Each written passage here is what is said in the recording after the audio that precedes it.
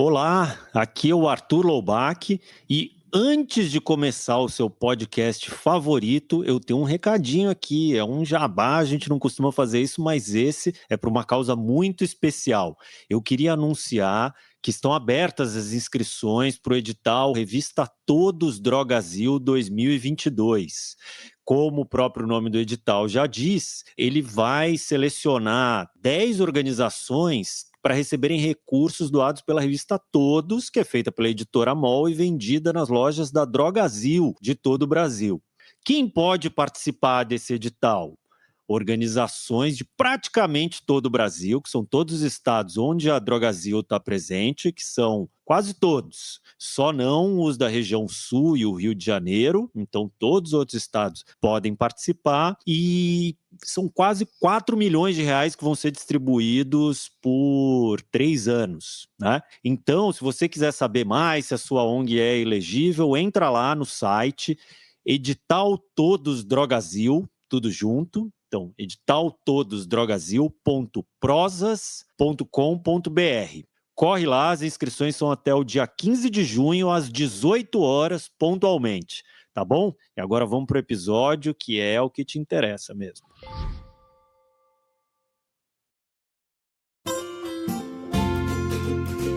Todos os dias, em todo o mundo, milhões de pessoas se voluntariam para ajudar a resolver questões com as quais elas se importam. Em 1985, a Organização das Nações Unidas estabeleceu o Dia Internacional do Voluntário, celebrado em 5 de dezembro como forma de reconhecer esse trabalho e conscientizar sobre sua importância. A própria ONU promove um estudo a cada 3 anos para medir em escala e o alcance do voluntariado em nível global e compreender as novas práticas desse tipo de atividade. E localmente, organizações da sociedade civil também buscam traçar um perfil dos voluntários e saber como engajar mais pessoas para participarem desse tipo de ação. É sobre isso que vamos falar no episódio de hoje. Nossa convidada é a Silvia Nakashi, coordenadora da pesquisa Voluntariado no Brasil 2021, produzida pelo IDES e o Instituto Datafolha e lançada no final de abril desse ano. Eu sou a Roberta Faria. Eu sou o Arthur Loubach. E quem é o voluntário brasileiro é o tema de hoje no Aqui se faz, aqui se doa.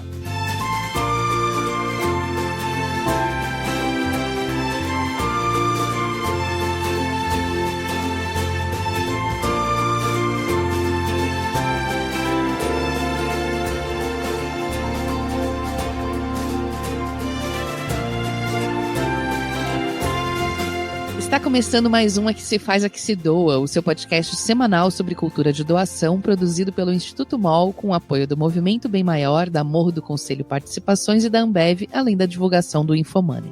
Antes de a gente partir para a conversa sobre o voluntariado hoje, acho importante, Arthur, a gente fazer uma brevíssima linha histórica. Essa é uma prática que vem desde o século XVI no Brasil, mas se fortaleceu muito nos anos 1980 e 1990. Foi nessa época que alguns trabalhos começaram a se destacar, como a Pastoral da Criança, ligada à Conferência Nacional dos Bispos do Brasil, e a Ação da Cidadania contra a Fome e a Miséria e pela Vida, criada pelo sociólogo Herbert de Souza, o Betinho. A turma com mais de 40 anos, como eu, deve se lembrar de ver as campanhas dessas organizações nas ruas e na televisão. Verdade, Roberto. Em 1997 surgiram os primeiros centros de voluntariado brasileiros. E em 1998 foi muito lapidar para o voluntariado no Brasil, que foi quando foi promulgada a Lei do Voluntariado. Essa lei regulamenta a atividade voluntária no Brasil, considerando que essa é uma atividade não remunerada, prestada por pessoa física ou uma entidade pública ou instituição privada sem fins lucrativos, que, entre aspas, tem objetivos cívicos, culturais, educacionais, científicos, recreativos ou de assistência à pessoa, fecha aspas. A mais recente pesquisa da ONU concluiu que o número de pessoas com 15 anos ou mais fazendo algum trabalho voluntário no mundo chega a 862 milhões de pessoas por mês. A maioria, 14,3%, atua informalmente entre indivíduos, enquanto apenas 6,5% se envolve em voluntariado formal por meio de uma organização ou uma associação. Quanto ao gênero, os dados mostram que, enquanto os voluntários formais são principalmente homens, entre voluntários e voluntárias informais, a maioria tende a ser mulher. Uma das conclusões do estudo é que para enfrentar os enormes desafios do pós-pandemia e também conseguir atingir as metas da Agenda 2030 de Desenvolvimento Sustentável, os governos e as outras partes envolvidas precisam trabalhar ainda mais com voluntários. Aliás, o estudo também demonstrou que, apesar dos impactos socioeconômicos devastadores da pandemia, o interesse global pelo voluntariado não diminuiu, pelo contrário.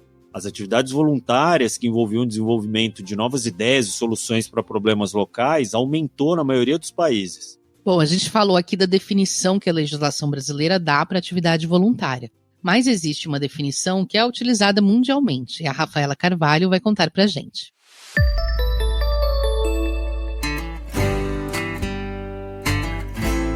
Bora para mais um glossário, pessoal? A palavra voluntário tem origem no latim. Ela significa aquele que age por vontade própria. Uma resolução de 2002 da ONU descreve o voluntariado como um leque de atividades, incluindo formas tradicionais de ajuda, prestação de serviços e outras formas de participação cívica que são realizadas por livre arbítrio, para o bem público geral e onde a recompensa em dinheiro não é o principal fator motivador para a realização daquela ação. Essa é uma das definições mais usadas no mundo todo, mas a própria ONU reconhece que o voluntariado é um fenômeno social bastante complexo e que os valores culturais e comunitários de cada pessoa influenciam a forma como essa ação voluntária acontece. Mas uma coisa parece ser igual em todo lugar. Os voluntários são pessoas que doam o seu tempo, o seu conhecimento, a sua atenção e a sua energia em prol das causas em que eles acreditam. Outra coisa que é importante da gente dizer é que quando a gente fala desse tema, geralmente o foco está na contribuição que os voluntários podem fazer para a sociedade. O que sem dúvida é o fator principal, né? Mas os benefícios para o voluntário mesmo também têm se tornado cada vez mais claros. Segundo uma pesquisa chamada Voluntariado no Brasil 2021, que foi lançada em abril pelo IDES e pelo Datafolha, quem faz trabalho voluntário também enxerga em si um crescimento pessoal, seja emocional, espiritual ou no exercício da cidadania. Vale lembrar aqui que o nosso entrevistado do episódio 37, o Daniel Moraes Assunção, fundador da plataforma de voluntariado Atados, diz que o voluntariado se trata de uma troca. Você realiza algo para ajudar o outro e, em troca, ganha uma experiência. Ou seja, você impacta uma causa e vive uma transformação pessoal ao mesmo tempo. Da minha parte, eu tenho uma lembrança muito agradável de quando eu fui voluntária dando aula de português na escola onde eu estudava, quando eu ainda era adolescente. Eu me lembro até de um momento em que eu expliquei sujeito e predicado para um estudante do ensino fundamental, e ele olhou para a lousa depois que eu expliquei e ele disse: "Eu nunca tinha entendido isso até agora." E eu vivi essa realização, essa transformação pessoal que me marcou de fato. E você, já experimentou todos esses benefícios de ser um voluntário? Eu espero que sim, ou que você tenha vontade de fazer isso em breve. Eu sou a Rafaela Carvalho e toda semana eu te ajudo a desvendar um termo importante para a cultura de doação. Até a próxima! Valeu, Rafa! Bom, focando agora no Brasil, a Rafa falou da pesquisa lançada pelo IDES e o Datafolha, e um dos recortes é sobre o voluntariado corporativo. Segundo o levantamento, 15% dos voluntários realizam atividades organizadas por empresas e 58% deles são voluntários regulares. 68% dedicam mais de 5 horas por mês a esses trabalhos. A gente convidou a Raíza Martins Gomes, coordenadora do Instituto C&A, para falar um pouco sobre a experiência de 30 anos do programa de voluntariado da empresa. Lá, os colaboradores participam de ações com organizações sociais, coletivos, cooperativas, micro e pequenos negócios que trabalham a moda como uma forma de geração de renda e de transformação social. Eles fazem bazares, workshops, assessoria, ações que vão desde a mão na massa até um olhar mais técnico. Vamos ouvir a Raíza. A primeira coisa é pensar que o voluntariado é uma cultura e ela não é do dia para o outro que você vai fazer com que uma empresa tenha um grande engajamento. Mas, obviamente, existem ferramentas e maneiras de engajar, né, de mobilizar colaboradores. E olhando aqui para a nossa experiência no Instituto, uma das coisas que funcionam muito, né, algumas delas eu vou contar, mas uma delas é trazer o voluntariado para a agenda comercial, né, trazer isso para o calendário oficial, porque diante da correria do dia a dia e de outras prioridades dessa operação, que é normal em qualquer empresa, né, a gente entendeu que a gente precisava colocar no dia a dia, no calendário do colaborador. Outro mecanismo que a gente pensa que muitas outras empresas fazem é a questão dos comitês, dos grupos de afinidade, dos grupos de trabalho, que é reunir pessoas, né, um grupo de colaboradores, de preferência da forma mais estratégica, que são diversas áreas, diversos cargos, que possam mobilizar e ser capilaridades mesmo, né, e poder ramificar esse esforço de mobilização nas unidades, nas sedes, no nosso caso, nas lojas. Então, acho que os comitês de voluntariado, no nosso caso, a gente tem os conselhos de voluntariado, funcionam muito bem aqui pra gente, tanto nas lojas de todo o Brasil, quanto no próprio escritório da CIA. E por último, acho que, e também não menos importante, é o olhar da liderança, se comprometendo com essa pauta, se comprometendo com o exemplo, com a autorização mesmo, com a legitimação desse trabalho. A Raíza contou que antes da pandemia eles tinham uma média de 16% dos colaboradores de todo o Brasil engajados na atuação voluntária. Os critérios para avaliar o que é uma atuação voluntária são bem rígidos. Não se contabiliza a doação, por exemplo, só a atuação mesmo, comprovada e verificada.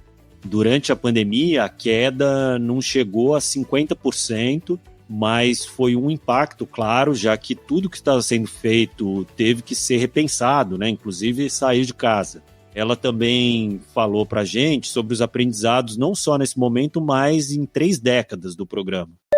Ao longo desses 30 anos, foram muitos os aprendizados, né? Continuam sendo. Muitas coisas mudaram, a realidade do Brasil mudou, a realidade da empresa, né, da CIA mudou, e o perfil também é normal de quem trabalha aqui. Então, claro que cada programa de voluntariado ele é um programa e responde naquele ano, né, e responde àquele perfil e àqueles desafios daquele momento. Acho que a gente segue olhando sempre para o voluntário como a nossa maior força, né, no programa.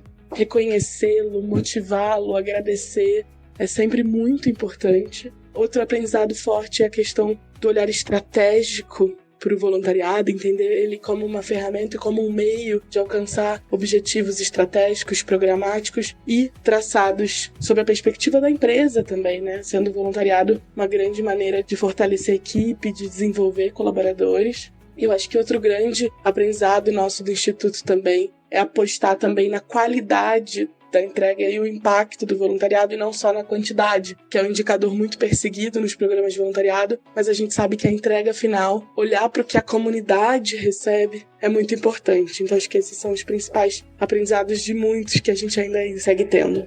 A Raíza falou sobre o voluntariado como uma forma de fortalecer a equipe e de desenvolver pessoas. E olha só, 99% das pessoas que responderam à pesquisa Voluntariado no Brasil 2021 concordam que o trabalho voluntário leva as pessoas a conhecerem outra realidade. 97% entendem que é um processo transformador e 96% acreditam que essa atividade inspira a ser uma pessoa melhor. Só vantagens.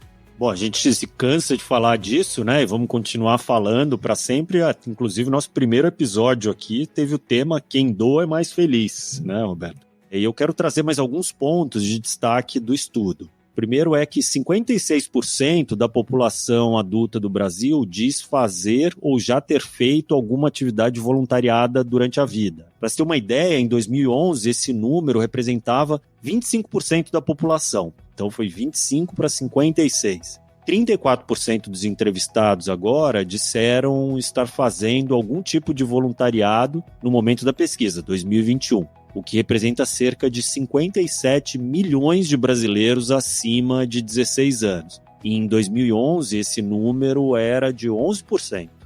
Baita salto! E tanto a quantidade de pessoas envolvidas com voluntariado aumentou, quanto as horas dedicadas. Em 2011, a média de dedicação por pessoa era de 5 horas mensais. Já em 2021, esse número passou para 18 horas mensais. E com relação ao perfil, devem estar pensando sobre isso agora, 51% são mulheres, 48% homens e 1% não declarou, ou declarou outras respostas, né? 40% se encaixam na faixa etária entre 30 e 49 anos, 50% têm um ensino médio completo ou superior incompleto, e um dado interessante é que a renda familiar mensal de 39% dos voluntários declarados na pesquisa é de até 2 salários mínimos. Ou seja, né, nem falta de dinheiro, nem falta de tempo podem ser desculpas para não ser voluntário. Porque a gente está vendo aqui que o perfil mais popular de voluntário é justamente as pessoas numa fase de vida que concilia trabalho, família, criança pequena e ainda sem uma grande renda de folga, né? Bom, acho que agora a gente deve chamar a nossa convidada, porque ela, como coordenadora da pesquisa, vai poder ajudar a gente a entender outros dados bem importantes. Seja muito bem-vinda, Silvia Nakashi. Obrigada, né? Obrigada pela oportunidade de contar um pouco sobre o voluntariado no Brasil. Eu acompanho de perto essa evolução do voluntariado no nosso país nas últimas 2 décadas. Essa pesquisa é uma 3ª edição, ela foi realizada em 2001 para a gente celebrar o Ano Internacional do Voluntário. Nós repetimos a pesquisa em 2011, celebramos a década do voluntariado e agora novamente em 2021. E é uma alegria ser portadora de boas novas, né, e trazer a confirmação do quanto a gente valoriza, né, a atividade voluntária e o salto, né, que deu para mais da metade da população brasileira participando como voluntários. Silvia, essa pesquisa faz parte de uma série histórica feita a cada 10 anos, como você explicou, desde 2001, e você participou das 3 edições. De maneira geral, o que você destacaria como as principais mudanças no perfil do voluntário brasileiro nesses 20 anos e o que se manteve em termos de características também desse voluntário?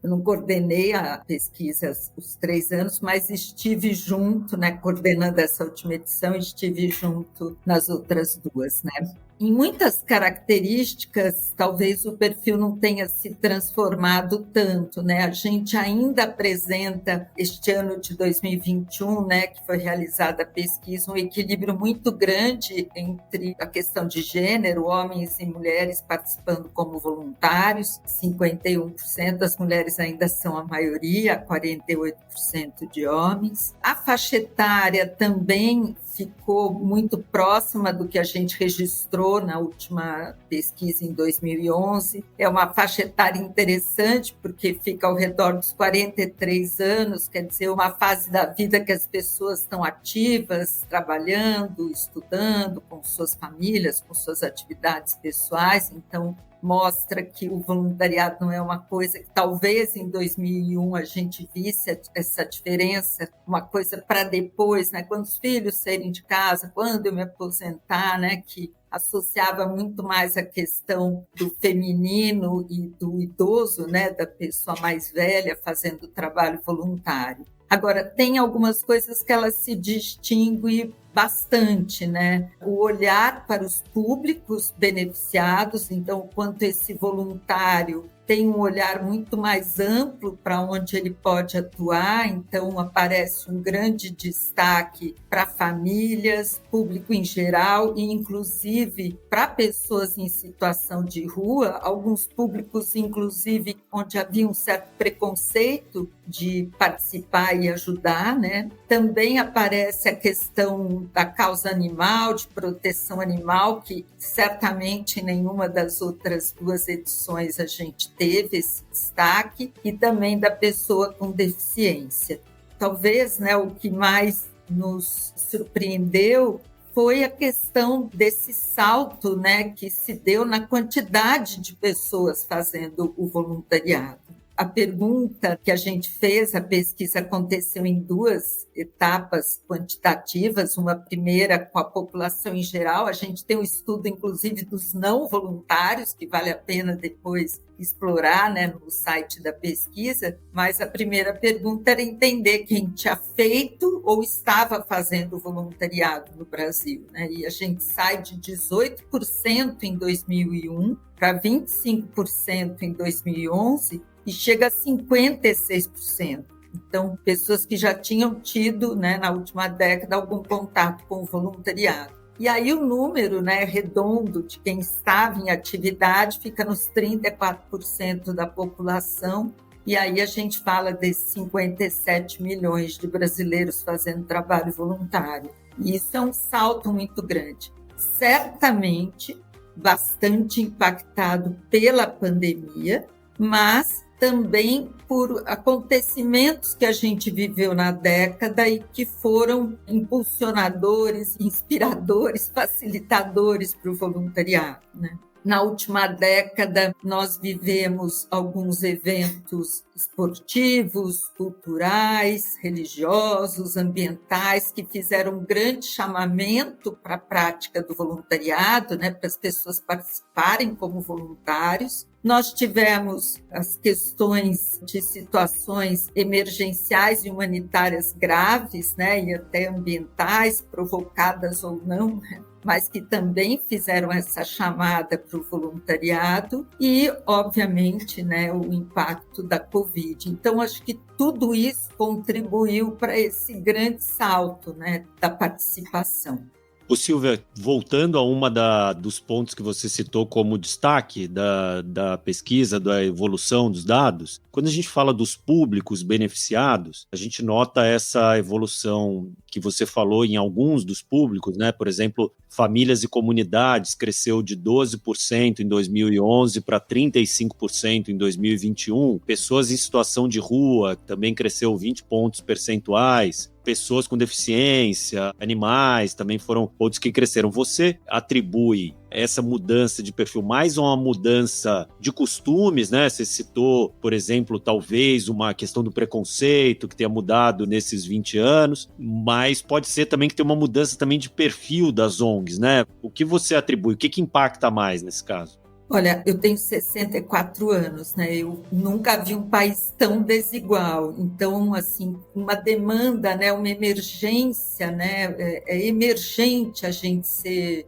generoso, gentil, cuidar do outro, né? Então, eu acredito que essa atenção, né? 41% no público em geral, 35% em famílias e comunidades e 25% em pessoas em situação de rua, é essa situação aos nossos olhos, né, de gerar um desconforto e as pessoas realmente se mobilizarem para fazer alguma coisa. E a pesquisa mostra isso também, Arthur. Ela mostra que houve uma mobilização muito, uma questão, uma proatividade muito individual, né? As pessoas até, e talvez por um lado, eu que atuei durante 15 anos no Centro de Voluntariado de São Paulo, em que a gente orientava e falava demais sobre gestão, né? A profissionalização na gestão de programas de voluntariado, a gente percebeu que as iniciativas foram muito mais sem essa preocupação, né, com relação à legislação, a aspectos jurídicos, né? O Brasil tem uma lei de voluntariado, foi realmente uma proatividade do indivíduo, né?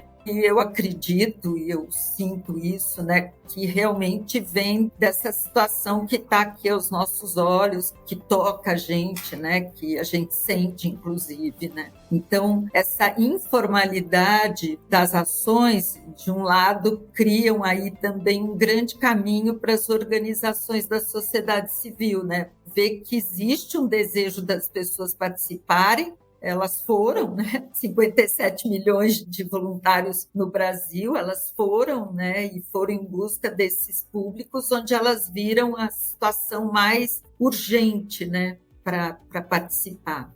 Silvia, mesmo antes da Covid, a gente sabe que a retenção de voluntários é sempre um desafio para as organizações, né? Tanto que muitas acabam exigindo que o voluntário, o candidato a voluntário, faça um curso de formação ao longo do tempo para provar que vai conseguir se comprometer de fato antes de entrar na instituição. Pensando também na pandemia de Covid, né, que 47% das pessoas que responderam à pesquisa disseram que passaram a fazer mais ações voluntárias e 81% concordam que aumentou o interesse de fazer isso nesse momento. Como que você acha que vai ser o cenário a partir de agora, né, com depois que a pandemia acabar? As pessoas que fizeram trabalho voluntário nesse momento vão continuar? Como vai ser essa retenção? Então, nesse perfil da informalidade, que ele, pela nossa pesquisa, né, porque acho que apenas 18% assinou o termo de adesão e a gente tinha um número, acho que mais de 70%, ao redor de 70%, não tinha conhecimento da lei do voluntariado. Essa informalidade mostra um engajamento, como eu falei, do indivíduo, né, da pessoa, pela solidariedade, pela cidadania, participação cívica, etc. Então, cabe aí aonde eles estiveram, né, em projetos, causas ou organizações, ou espaços públicos, inclusive, onde os voluntários acabam atuando também, fazer essa reflexão, né? Como eu vou fazer para reter. Quando a gente pratica o voluntariado e se sente impactado, né? Porque ele é uma experiência que é transformadora para quem faz, para quem promove, para quem recebe, né? E talvez até para nós que realizamos até mais, né? A gente sempre sente que a gente recebeu muito mais do que ofereceu. Eu tenho certeza que esse número mostra um grande impacto da pandemia. Quem dera a gente possa repetir a pesquisa num espaço menor, né, de tempo, mas eu acho que a gente vai ter uma mudança de comportamento, que as pessoas perceberam que não é responsabilidade de ninguém, né? Não adianta eu jogar a responsabilidade, mas é de cada um. E aí é em tudo, né? É no ato de doar, né? Seja doar recursos financeiros, materiais ou tempo, que é o recurso, né? Talento, energia, que é o recurso que o voluntário compartilha. Eu acho que essa consciência não vai desaparecer, não será para todos, a vida vai, às vezes, se encaixando numa nova rotina, né? Que nós estamos também, né? Nos adaptando, mas o voluntariado, ele paralisou naquele instante, depois ele se reinventou, né? Ele foi para o voluntariado online, ele foi para as lives nas casas de idosos, ele foi para as visitas ao leito nos tablets, ele foi para as mentorias para empreendedores e jovens, né? Seja para manter na escola, seja para gerar renda, né? Então ele foi se reinventando. Então esse modelo ele vai permanecer. E aí o que cabe é essa reflexão, que é primeiro do indivíduo, né, de seguir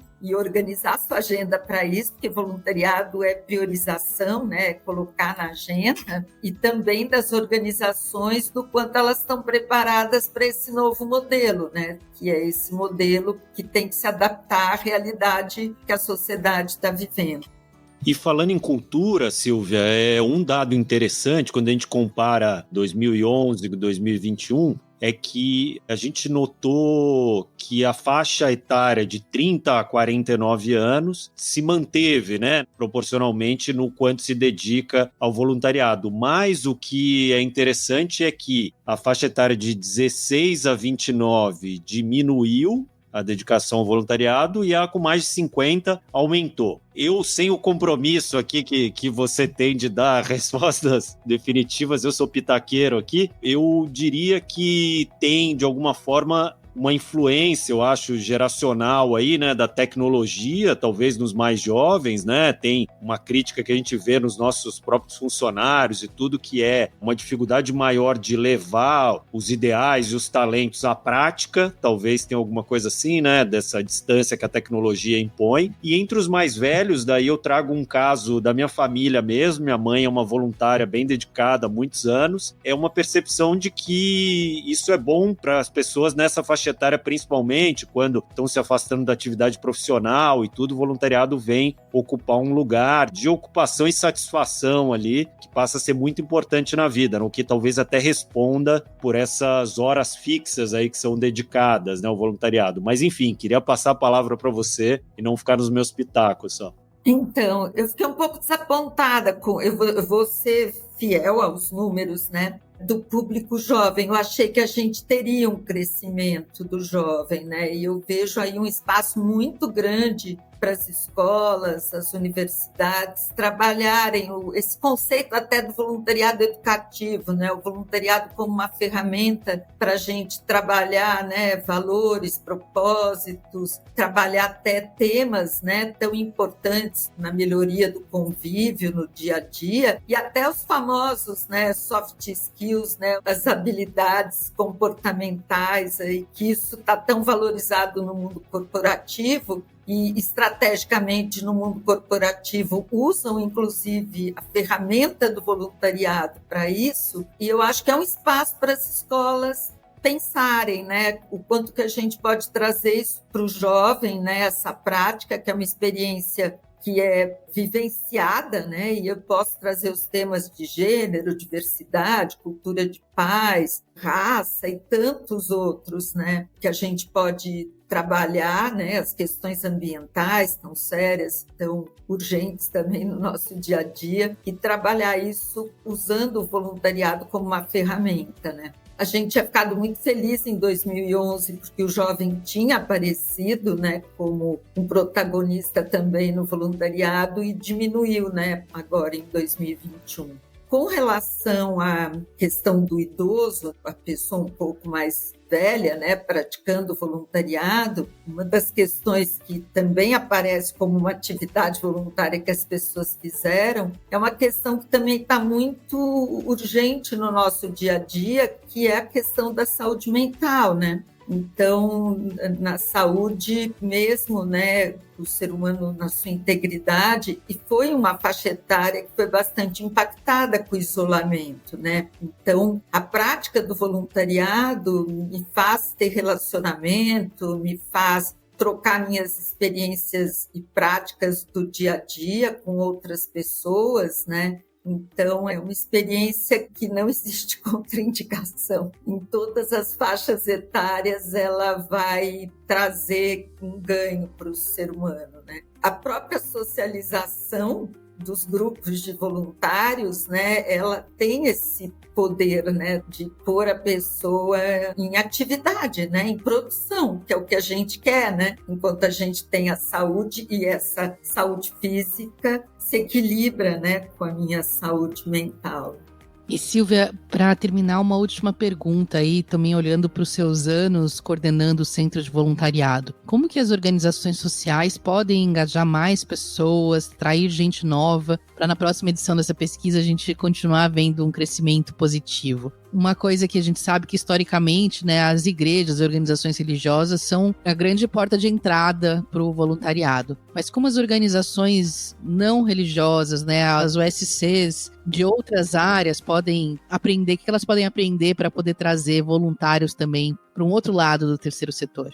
Eu acredito que a primeira lição de casa, né, das organizações é saber exatamente para que ela quer o voluntário, né? Aonde, o que ele vai fazer, que horas, e também alinhar muito as expectativas, né? Esclarecer muito quais são os direitos, os deveres, os pré-requisitos para participar, né? Os benefícios ou não que tem, esclarecer, né? Nós, das organizações da sociedade civil, a gente tem uma linguagem própria, né? E que muitas vezes não atinge a população. Não adianta eu dizer, eu sou um SAICA, ou eu sou uma ILP, e a pessoa que está do outro lado, ela não compreende, então ela não se identifica. Então a gente precisa transferir essa linguagem para uma linguagem que comunique, que as pessoas olham e falem, nossa, nesse espaço, fazendo isso, eu me reconheço, né? E tenho o prazer de contribuir, seja como um doador, né? De tempo, recurso ou recurso financeiro. Então, ele tem que se identificar com isso. E a gente vive um momento, né, em que as pessoas querem muito, além do seu trabalho, do seu relacionamento familiar, elas, independente de qualquer questão religiosa, elas querem demais se identificar. Muito bom, Silvia. Muito obrigado. Nosso tempo está apertado aqui e a gente ainda quer passar para a segunda parte aqui, que é falar um pouco sobre cultura de doação e da sua relação com ela. É a nossa rodada relâmpago. Perfeito. Então vamos lá, primeira pergunta. Silvia, qual foi a sua doação mais recente? Eu dou mensalmente para Vagalume, então é a associação que eu compartilho. Também sou voluntária. E qual é a sua causa do coração, Silvia? Educação. Ô, Silvia, o que você doa que não é dinheiro? Eu dou recursos, materiais, roupas, alimentos e dou meu tempo como voluntária. Agora eu queria que você citasse uma organização ou um projeto que você admira ou que apoia e que mais gente deveria conhecer. Meu coração é Vagalume, né? Não sei se todos conhecem, a Associação Vagalume atua com as bibliotecas comunitárias na região amazônica, né? na Amazônia Legal brasileira, e é a minha organização muito do coração, porque nós temos quase 900 voluntários. Então, é mágico, né? Abrir a biblioteca, o acervo muito bem cuidado, os mediadores de leitura acontecendo em comunidades quilombolas, ribeirinhas, em comunidades indígenas, né? E tudo, né, com voluntários. Então, é a minha organização do coração e eu tenho a honra e a alegria da confiança deles de poder ser conselheira e voluntária. Excelente indicação. E última pergunta, Silvia, quem você já convenceu a doar? Se você convenceu alguém a virar um doador ou uma doadora? E se você fez, qual foi o segredo, né? Qual é aquele argumento assim inescapável? Olha, vou dizer que a gente fez uma campanha grande no ano passado de produtos de higiene bucal, porque eu tenho uma gêmea que é dentista, e vou dizer que nós conseguimos a doação de amigas e amigos, mas foi na pressão. Não foi fácil, não foi na argumentação. A gente também usa essa tática. Foi na pressão, é assim, tem que doar e não existe a possibilidade do não. Muito bom. Captação de recursos da vida real, né, Silvia? É assim mesmo. Muito bom, querida. Foi demais essa conversa. Muito obrigada por ter vindo. Imagina, eu agradeço enormemente. Foi muito bom. Muito legal essa conversa. E a pesquisa tem muitos outros dados super interessantes e importantes de se analisar, os recortes regionais, a parte do voluntariado corporativo. Então vai lá no site pesquisavoluntariado.org.br para baixar o relatório completo. E agora vamos chamar a Duda Schneider, e quando a gente chama a Duda Schneider, você já sabe o que vem, né? É o Merchan do Bem.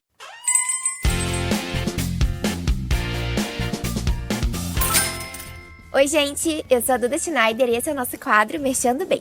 A solidariedade chegou no esporte paralímpico com a campanha We Change Together, que tem como embaixadora a medalhista paralímpica de vôlei sentado, Luísa Fiorese. A iniciativa é uma collab que reúne as marcas We Nuts, Foodtech Plant-Based e Shop Together, que lançaram uma sandália fashion inclusiva em parceria com a Change Together. A sandália é inspirada no estilo da atleta, que preza sempre pelo conforto e pela descontração. Os modelos são coloridos e pensados para melhor se adaptar ao pé. O produto surgiu da ideia de algo único que pudesse gerar um ponto em comum entre os públicos: admiradores de um estilo de vida saudável e os apaixonados por moda. E o lucro da venda será revertido para o grupo de apoio aos portadores de câncer de Cachoeiro de Itapemirim. O item, que tem edição limitada, já está disponível para compra na plataforma Shop Together. Só acessar o site www.shop2gather.com.br. Corre para garantir a sua, já que é limitada. Por hoje é isso, pessoal. Espero que tenham gostado e até a próxima! Arthur, tem um cruzamento interessante entre as duas pesquisas que a gente falou aqui hoje. Como a gente comentou no começo do programa, o relatório da ONU reforça uma recomendação que vem dando desde 2015, que é a importância do voluntariado para que os países consigam atingir as metas dos 17 Objetivos de Desenvolvimento Sustentável. Mas a pesquisa identificou que 70% dos brasileiros não conhecem esses ODS, que são uma série de metas para combater a pobreza, melhorar a educação e promover práticas ambientalmente sustentáveis até 2030. Pois é, daí a gente chega num tema que realmente é profundo aqui, né? Eu não sei como que é isso em outros países, como que é o entendimento das ODS, se a população geral conhece, mas no Brasil definitivamente o grande público não conhece. E a maior parte das pessoas, com certeza absoluta, tem uma relação com o voluntariado que não está relacionada a isso. Ela está mais relacionada ao seu dia a dia, ao seu trabalho, que tem alguma iniciativa desse tipo, ou então até organizações religiosas, que é ainda a porta de entrada de muita gente no Brasil. Achei muito importante, não só essa pesquisa, mas essas entrevistas que a gente fez hoje, né? Falando da iniciativa do Instituto CIA, que realmente é uma referência nesse setor de programa de voluntariado empresarial. A gente vê muito que as empresas que já têm institutos, fundações e que, em geral, são as que estão se dedicando à causa social há mais tempo e tudo, tem também, naturalmente, programas de voluntariado mais estruturados, que conseguem permear mais campos das empresas, que conseguem fazer com que as pessoas se dediquem de forma mais regular e tudo. E eu acho que esse é um campo dos que tem mais espaço para crescer, que é usar a empresa como uma ponte entre as pessoas e as causas sociais. É o famoso ganha, ganha, ganha, todo mundo sai ganhando com isso. Em geral, as pessoas querem fazer alguma coisa, mas elas precisam de horas para fazer isso. A empresa tem interesse de se engajar em causas e elas têm horas das pessoas da semana que elas podem abrir mão em prol dessa causa. Então, ali eu acho que está o caminho perfeito para fazer isso, e a empresa ainda é um espaço em que as pessoas costumam se dedicar de forma regular, profissional, dedicada, com metas, que é o que se espera que cresça, né? Isso na área do voluntariado. Eu vejo muito, não tentando ir muito longe aqui, mas na minha prática do dia a dia, na relação com as ONGs e tudo, que eu vejo o voluntariado em alguns casos como uma faca de dois gumes, né? Não dá para negar que em muitas organizações o voluntariado ainda tem uma posição meio que da relação que as empresas têm com o estágio, as más empresas, que é uma mão de obra fácil, barata, que muitas vezes é explorada de forma inadequada. Então eu vejo que tem muitas organizações que usam voluntários como uma forma de não ter uma folha de pagamento, e daí acaba que é tapar o sol com a peneira, né? São as organizações que, em geral, não têm a melhor gestão possível. Voluntário é voluntário, assim como estagiário é estagiário, e nos seus lugares eles têm uma função importantíssima a cumprir. Mas quando você deixa isso, né, a cargo do voluntário, ele resolver tudo da forma que quiser, sem uma gestão que vá colocar ele nas funções que se espera de um voluntário, o que acontece é que o voluntário fica perdido e muitas vezes acaba tendo uma relação frouxa, que não dura. Tem casos pessoais e tudo. A minha mãe, como eu falei ali, que é uma voluntária dedicada, ela deixou um dos lugares onde ela fazia voluntariado por conta disso, que estavam usando como uma mão de obra não paga. E acaba também que você tem uma irregularidade nisso, que é se a pessoa não tem uma coordenação devida, se o espaço de atuação do voluntariado não é respeitado devidamente, a pessoa não vai querer ir. Vai quando não tiver outra coisa para fazer ou que tiver com o humor muito lá em cima. Então tem que entender muito que eu acho que falta, aqui no Brasil pelo menos, entender o que é o voluntário. O voluntário é uma pessoa que está ali para apoiar uma organização, é um apoio pessoal importante, são pessoas que levam competências, mas que não são as pessoas contratadas para tocar o planejamento e a gestão da organização. Obviamente que quando uma pessoa se voluntaria, um conselheiro voluntário, alguém que se voluntaria para fazer um trabalho de gestão, ela vai fazer um trabalho de gestão. O que eu estou dizendo é que eu vejo, eventualmente, organizações que jogam a gestão na mão de pessoas que não estão preparadas para isso, mas que estão com a maior boa vontade e dedicação para serem voluntários ali, mas que não necessariamente têm a capacidade ou estão ali para fazer um trabalho como esse, que é um trabalho dos gestores ali, de quem criou a organização. Legal, Arthur. Acho que eu queria trazer um outro lado aqui, que eu fiquei pensando na minha própria história. Acho que eu já comentei aqui que eu comecei a fazer trabalho voluntário ainda na época da escola, porque a minha escola era muito engajada nas questões comunitárias. Então a gente fazia visita a asilos, onde cada criança tinha um idoso para visitar regularmente. A gente fazia limpeza da beirada do rio que passava atrás da escola, arrecadava comida, roupa, produtos de limpeza, fazia limpeza quando tinha enchente, enfim, sempre tinha alguma forma de ação comunitária para a gente participar, e isso teve um impacto profundo na minha vida. E como mãe de 4 filhos, que ao longo da vida, assim, eu acho que eu já passei por uma dúzia de escolas, entre mudanças e escolas diferentes das crianças, foram raras as vezes em que eu encontrei para as crianças dentro da escola essa oportunidade de servir a comunidade também, né? As escolas, na maioria das vezes, estão muito distantes dessa participação, e isso é uma pena, porque é algo incrível para ensinar cidadania e outros conteúdos e valores para as crianças, para os jovens. E como família também, né? É muito difícil a gente ter uma oportunidade de fazer um trabalho voluntário em família, né? Levando junto os filhos, os jovens, para poder dar o exemplo, fazer juntos. E acho que as organizações que enxergarem esse potencial de envolver as escolas e envolver as famílias vai conseguir multiplicar os seus voluntários e influenciar novas gerações que, como a gente viu pela pesquisa também, precisam ser influenciadas porque ainda não estão envolvidas, não entenderam ou não descobriram a importância e quanto é legal ser voluntário. Até porque quando você encontra a sua causa, né, e ser voluntário de uma causa que você ama, faz toda a diferença, né, não é só para preencher no currículo porque a empresa oferece, mas para encontrar alguma coisa que realmente toca o seu coração, é muito legal, até porque você vai encontrar lá outras pessoas que amam aquilo também. Então, para quem ama cachorro, encontrar outras pessoas loucas por cachorro no sábado para fazer uma feira brincando com o cachorro dando banho, o cachorro vai fazer uma super diferença na vida, é muito mais divertido, né? Traz valor, alegria, prazer, satisfação, realização, coisas que às vezes a gente não encontra em outros lugares da nossa existência. Então, fica aí a minha sugestão para as organizações, pensem em como envolver as famílias, em como envolver as escolas, porque existe demanda e existe um monte de potenciais voluntários aí que só não são voluntários ainda por falta de convite, oportunidade estruturada. Eu acho que é isso por hoje, né? Segue lá a gente no Instagram, @InstitutoMOL, no LinkedIn também. Dá like onde você está ouvindo. Manda um e-mail aí com uma sugestão de pauta, uma sugestão de entrevistado, dizer o que você achou do episódio, a gente adora conversar. Esse podcast é uma produção do Instituto MOL, com apoio do Movimento Bem Maior, do Morro do Conselho Participações da Ambev, além da divulgação do Infomani. Esse episódio teve produção da Mônica Herculano, o roteiro final e direção são da Júlia Cunha e Vanessa Henriques, a arte da Gláucia Ribeiro, do Instituto MOL, as colunas são da Rafa Carvalho e da Duda Schneider, da editora MOL, e a edição de som é do Bicho de Goiaba Podcasts. Até mais! Até mais!